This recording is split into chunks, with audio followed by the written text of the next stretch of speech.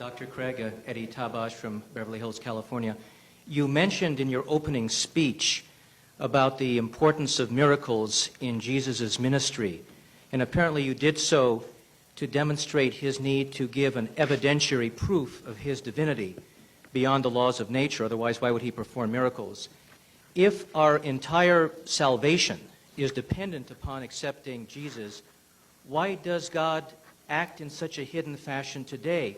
Why not 2,000 years later give us miracles? Part a few oceans, fire and brimstone a few cities, maybe a few flaming chariots. If we needed 2,000 years ago supernatural evidence to believe supernatural things, why is God so stingy today in denying us that same supernatural evidence, considering that so much rides upon it? Well, I would agree with the French philosopher and mathematician Blaise Pascal when he said that God has given evidence sufficient for those with an open mind and an open heart, but it's sufficiently vague so as not to compel those whose hearts are closed.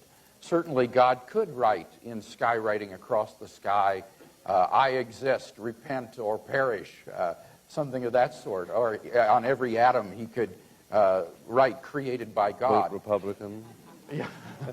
But I don't think that God's under any sort of obligation to offer these kinds of coercive evidences. I think that the evidences he has given are sufficient for someone who's willing to look at them with an open mind and an open heart. And I would add this other point, too, is that although I haven't talked about this very much tonight, I think that the primary way in which we know God exists is not through these evidences, but it is through this immediate experience of God himself, the fifth point that I talked about. For those who are genuinely seeking God, I believe God will make his existence evident to them. So there is a sort of interior way to God in addition to these exterior proofs.